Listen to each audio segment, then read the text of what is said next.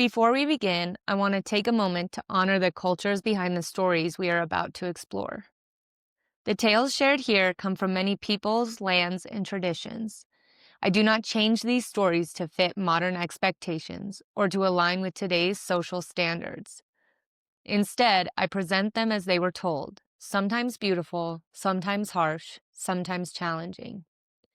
We are not here to judge the past, but to understand it, to listen, to learn, and to honor the ancestors who carried these stories forward. We also share stories from various religious traditions. These are presented in their historical and spiritual context, with respect for their beliefs that they represent. Every culture deserves respect, context, and acknowledgement, and this space is dedicated to doing exactly that.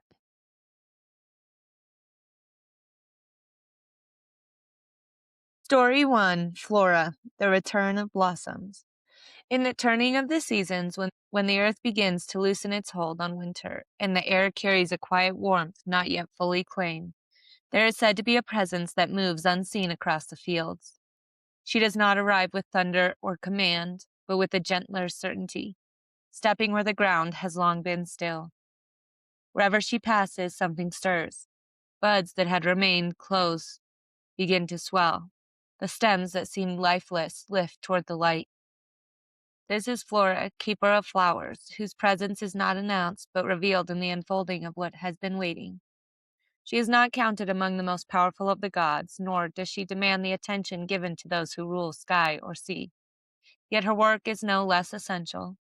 Without her, the fields remain bare, the orchard silent, and the land holds its breath too long. She moves through gardens, meadows, and wild places alike, touching each with the same quiet intention. Where her hand lingers, color returns. Not all at once and not in perfect order, but in a gradual spreading, as though the earth itself remembers how to begin again. There are stories that she was not always as she is now. Some say she was once a nymph, moving freely among growing things, unnoticed and unbound. It was through transformation, through being seen and named, that she came into her place as guardian of bloom. The change did not diminish her. It gave shape to what she already carried. The wilderness remained, but it found rhythm, returning each year not as repetition, but as renewal. Those who walk the land in the early days of spring sometimes feel her before they see her work. A shift in the air, a softness underfoot, a sense that something is unfolding just beyond sight. A single flower may appear where none had been, opening without announcement, then another and another, until what was once empty becomes filled with quiet color. It is not sudden, it does not force itself. It happens as though it has always been meant to. There are times when the bloom comes after great loss, a field that has been burned, a garden left unattended, a place where growth seemed to have ended entirely. These too fall under her care. She does not restore them to what they were. Instead, she allows something new to take root. Different shapes, different colors, unfamiliar patterns of growth begin to emerge. What returns is not the same, but it carries forward the life that remained beneath the surface.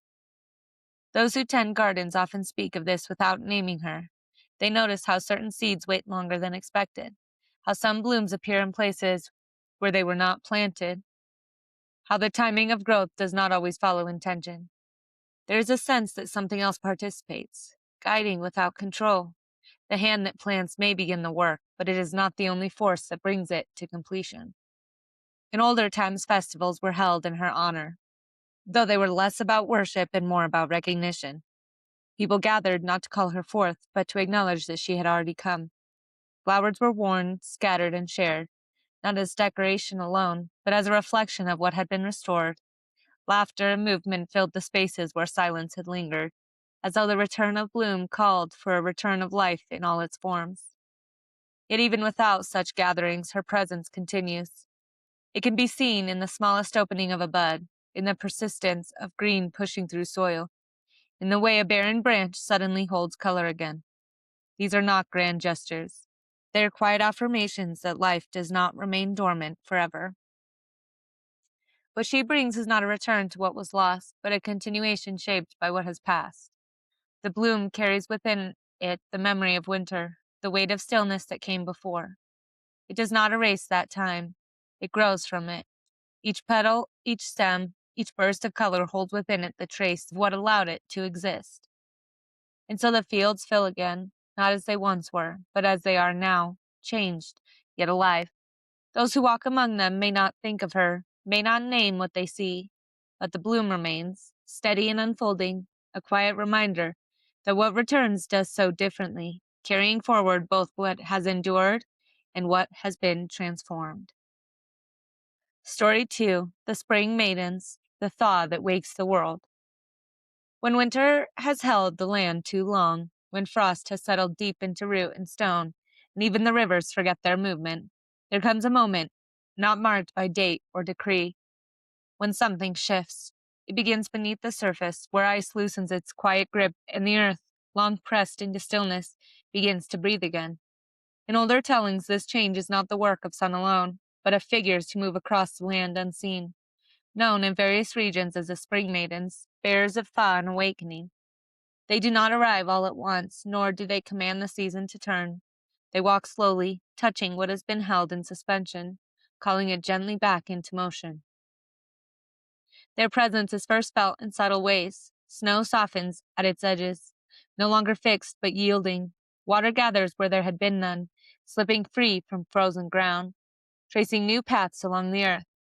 Branches that stood brittle and bare begin to show the faintest swelling at their tips, as though something within them has remembered its purpose. The maidens are not seen directly, yet their passing is known through these changes, each small shift a sign that the stillness is ending. In some stories, they are described as moving in quiet procession, their garments pale with the memory of snow, their steps leaving behind not footprints, but the first signs of growth. They do not banish winter in anger or force. Instead, they loosen it, unraveling its hold thread by thread.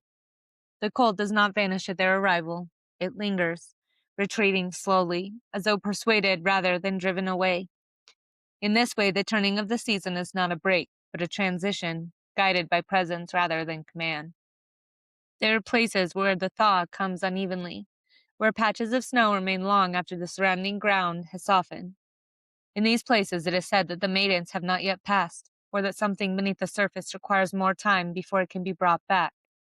Those who watch the land closely come to understand that not all things return at the same pace. Some awaken quickly, pushing through the soil as soon as warmth touches them. Others remain hidden, gathering strength in silence before they rise. The return of movement brings with it a kind of uncertainty. Paths that were once firm become difficult to walk, softened by melt and shifting ground. Water flows where it had been absent, reshaping familiar places. What was stable becomes fluid, and those who move through the land must adjust, finding new footing where the old has given way. The maidens do not prevent this change. It is part of what they bring. The thaw is not only release, it is transformation. Transformation does not preserve what came before in the same form. Yet within this shifting there is also a quiet persistence. Beneath the surface, roots that endured the long cold begin to draw again from the soil. Seeds that waited through the darkness respond to the change, sending out the first signs of light. What emerges does not always resemble what was there before. Some growth appears in new places, carried by wind or water, taking hold where it had not been planted. The land does not return to its previous state. It becomes something altered, shaped by both the stillness that held it and the movement that follows. Those who live close to the land come to recognize the pattern, though it never unfolds in the exact same way. They notice how the air carries a different weight, how the sound of water replaces the silence of frost, how the ground, once unyielding, begins to respond beneath their steps. There is no single moment when the change is complete. It happens gradually until one day the signs are no longer subtle. The land has awakened and the season has turned. The maidens do not remain once their work is done. As the world takes on its new movement again, their presence fades into what they have set in motion. The thaw continues without them, carried forward by the life they have stirred. Yet what they leave behind is not simply the return of what was lost. It is a world that has been altered by its passage through stillness, shaped by the time it spent held in suspension. And so the cycle continues, not as repetition, but as renewal. Each thaw carries with it the memory of the cold that came before, and each awakening bears the mark of what endured. Those who walk the land in these early days may not see the figures who move through it, but they feel their work in every shift beneath their feet. The world has begun again, not as it was, but as it has become, changed, yet alive, moving forward from what it has passed through. Story 3, Persephone, the return from below. There is a time when the earth grows quiet, when the fields no longer answer the touch of sun, and the green that once stretched across the land withdraws its root and memory. In the old tellings, the silence is not without cause. It follows the descent of Persephone, daughter of Demeter, who is taken beneath the earth into the realm where light does not linger. Her absence is felt not only in the halls of her mother, but across the soil itself, as though the world has closed part of itself in response. Demeter, who tends the growth of grain and the unfolding of life from seed, does not accept this loss quietly. She walks the land in search for her daughter, leaving fields untended, allowing what once thrived to fall into stillness. The ground hardens, crops fail, the air grows thin of warmth. Those who live upon the land come to understand that something has shifted beyond their reach, that the balance which sustains them has been altered. It is not simply the absence of growth, but the presence of grief that holds the world in suspension. Below, Persephone does not remain unchanged. The realm she enters is not empty, but structured, governed, and enduring. She moves through it not as she once did upon the surface, but with a growing awareness of its weight and its order. The darkness does not consume her, but it shapes her. Time passes differently there, measured not in the turning of the seasons, but in the steadiness of what does not fade. In that place, she comes to understand what it means to exist where nothing rises, where everything remains. There comes a moment when return is permitted. The terms are not simple, and what has been taken cannot be undone without consequence. The story is often told of seeds, pomegranate seeds, accepted in the underworld, binding her to what she has entered. Because of this, her return is not complete, nor is it permanent. She will rise again, but she will also descend. The movement between worlds becomes part of her, not something she leaves behind. When Persephone returns to the surface, the change is not announced with noise or force. It begins in the smallest ways. The ground softens. The air carries a different weight. Demeter, feeling her presence, turns again toward the land, and what had been held in stillness begins to respond. Shoots break through the soil. Trees gather leaf. The world, once withdrawn, opens again. Yet what returns is not what was. The fields do not simply resume as they had before her descent. There is a depth to the growth, quiet strength that was not there in the same way. The bloom carries with it the memory of absence, the knowledge of what it is to be without. The cycle of life continues, but it does so altered, shaped by what has passed through darkness and come back bearing its mark. Persephone herself moves differently. She is no longer only the figure who walked among flowers. She carries within her the awareness of both realms, the one above, where things rise and fade, and the one below, where they endure without change. Her presence bridges these worlds, and in doing so she becomes part of the pattern that governs them. The seasons turn, not as repetition, but as a rhythm that holds both loss and return with it. Those who watch the land closely come to recognize this pattern. They see how the earth withdraws and opens again, how growth follows stillness, how life does not continue in a single direction, but moves in cycles that carry forward what has been experienced. The return of Persephone is not simply the restoration of what was lost, it is the continuation of life shaped by transformation. There are no celebrations in the old tellings that ignore what has been endured. The joy of her return is held alongside the knowledge that she will leave again. This understanding does not diminish the bloom, it deepens it. Each flowering holds within it both presence and absence, growth and memory, life and the trace of what lies beneath it. And so the world continues to turn, not untouched, but sustained through this movement between states. What rises does so because it has known stillness. What blooms does so carrying the imprint of what it has passed through. Persephone returns, and with her, the land lives again, not as it once was, but as it has become. Story 4, Oshun, where sweet waters bloom. There are rivers that move with a quiet authority, not by force, but by presence, shaping the land through patience rather than command. Along their banks, where water softens the earth and life gathers in abundance, there are stories of a force that moves within the current itself, not separate from it, but carried through it. In the traditions of the Yoruba people, this presence is known as Oshun, a being of sweet waters, whose domain is not only the river, but the life that rises wherever her influence flows. In the old tellings, there came a time when the world had been formed, its structure set into place by those who shaped it. Yet something essential remained absent. The land existed, but it did not flourish. The efforts of those who governed creation moved forward without harmony, as though something had been overlooked. Oshun had been disregarded, her presence set aside, and without her, what had been made could not fully live. The rivers did not nourish, the fields did not bloom, and the balance that sustains growth remained incomplete. It was only when her place was acknowledged, when she was invited back into the shaping of the world, that movement returned to what had been still. The waters began to flow with purpose, carrying with them the ability to sustain and transform. Where they touched the earth, life responded. Plants rose from the soil, not as isolated growth, but as part of a living system that moved in rhythm with the current. The land, once held in a kind of unfinished state, began to take on fullness. Oshun's presence is not one that demands attention through force. It is felt in the way water gathers and moves, in the quiet persistence that allows life to take root and continue. Along the river banks there are places where the soil is rich and the growth is dense, where flowers open in abundance and the air carries a different weight. These are understood not as accidents of nature, but as the expression of a presence that nurtures without display.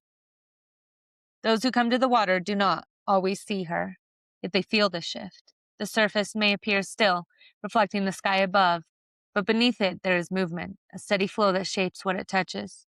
To stand at the edge of such a place is to sense that life is not static, that it continues to move and change, even when it appears at rest.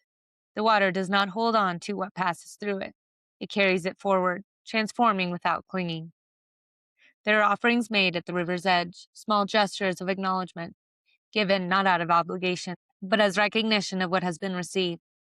These are not meant to alter the nature of the water, but to align the one who gives with the flow that already exists. In this exchange, there is an understanding that life is sustained not by taking alone, but by participation in a balance that extends beyond the individual. The growth that emerges along these waters is not uniform. It spreads in a way that reflects the movement of the current, following patterns that are not always predictable. Some areas flourish quickly, others more slowly, and some remain quiet until the time is right. What rises does so because the conditions allow it, because the flow has reached it, because the balance has been restored. Those who spend time near the river begin to notice that the change is not limited to the land. There is a shift in how they perceive movement, how they understand continuity. The distinction between stillness and growth becomes less defined. What appears calm is understood to be active beneath the surface, and what blooms is recognized as the result of a process that began long before it was visible. Oshun does not create by imposing form. She allows it to emerge, guiding through presence rather than direction.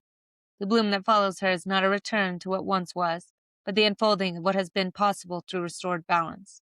It carries with it the trace of what came before, the absence, the stillness, the moment when life could not fully take hold, and it grows from that place, not separate from it. And so the river continues, moving steadily through the land, shaping what it touches without pause. Along its path, life gathers and expands, not as repetition, but as continuation. Those who recognize the presence within the water understand that what blooms there does not belong to a single moment.